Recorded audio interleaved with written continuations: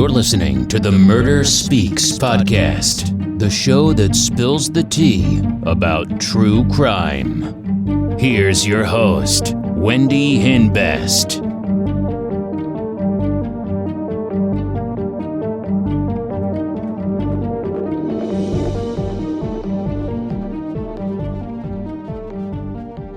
Hey, welcome back to Murder Speaks. I hope everyone's having a great week, and I hope everyone had a good weekend.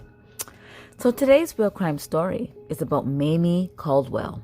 She was born and raised in South Carolina, and she had 3 children. She met 38-year-old Shabaka Waklimi, and they got married in 1988. She worked for the Department of Labor in Washington, D.C., and Shabaka worked as a public speaker and helped out at a homeless shelter.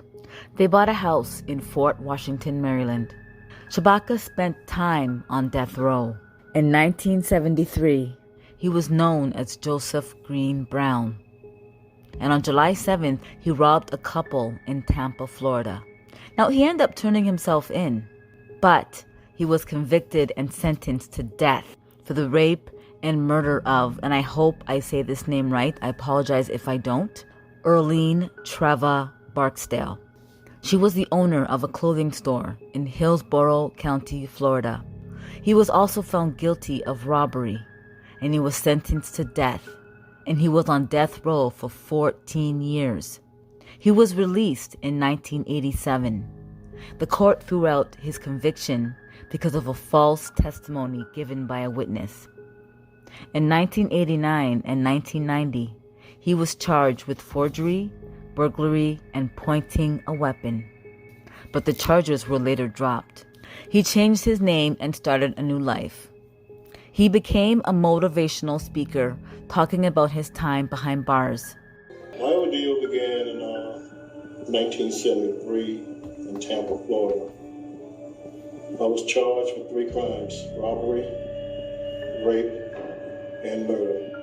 When you're sitting in that cell and you're being bombarded that you're a monster, you got to be destroyed, and you want to yell and cry, but you can't, because monsters not supposed to have any emotions. Monsters do not feel. Only human feels. Because that fool you with bitterness? Yes. Does it fill me with hatred? Yes. Those emotions that I just mentioned, I know one day they will come up.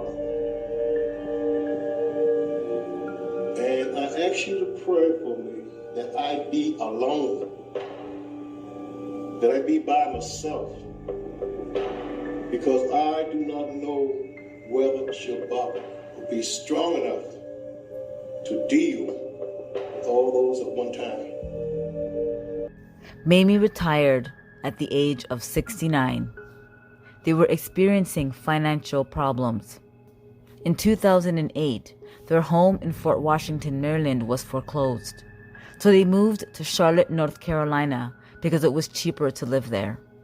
Now, Shabaka didn't pay taxes on the money he made from speaking engagements. So Mamie was paying all the bills.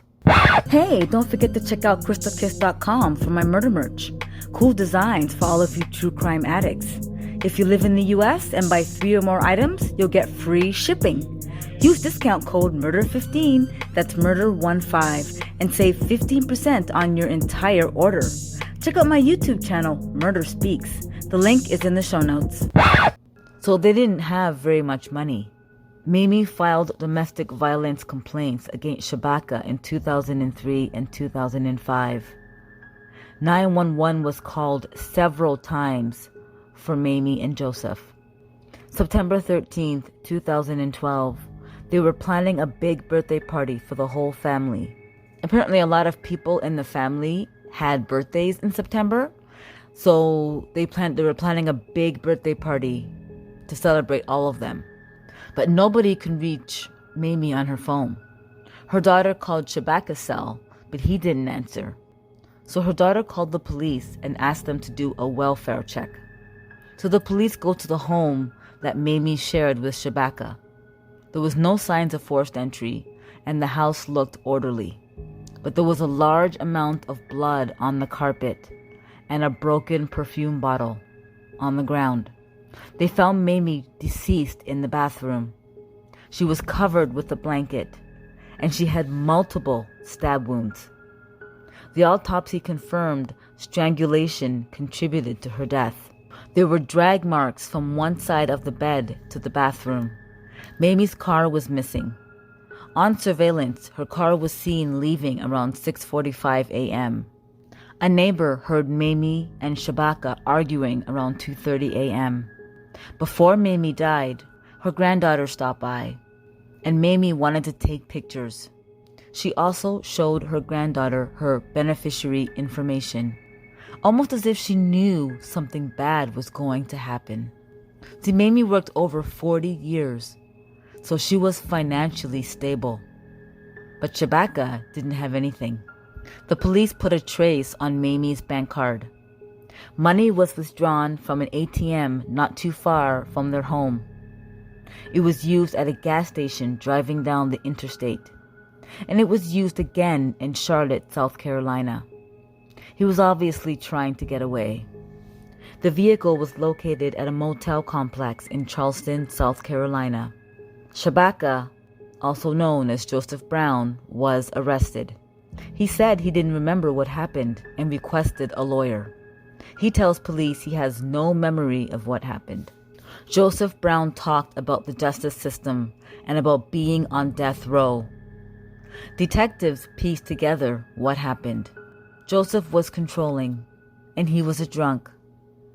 And they probably had an argument about money. She probably asked him to leave.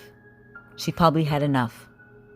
He assaulted her and strangled her and stabbed her multiple times and dragged her dead body to the bathroom and then covered her with a blanket and cleaned up the blood to make it look like it wasn't as bad as it was.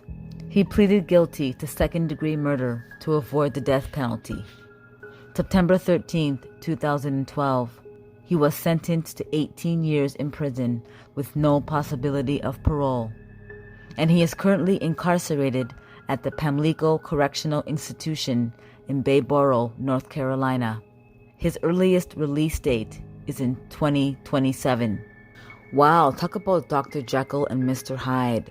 How can somebody say they love you so much and then turn around and stab you to death? I wonder if Mamie knew who she was marrying. Did she know that he was on death row for 14 years? If somebody kills somebody else and then goes to jail and does their time, does that mean that they're cured? Does that mean that they're rehabilitated? I don't think so. Joseph killed before. He raped and killed somebody before. And then he spent time in prison. He was on death row for 14 years. And when he was released, he killed again. He killed Mamie. So, is it possible for someone to change? I don't think so.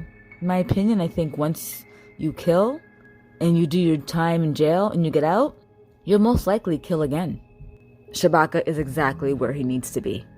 And for everybody out there who was related to Mamie and who loved Mamie, I'm very sorry for your loss.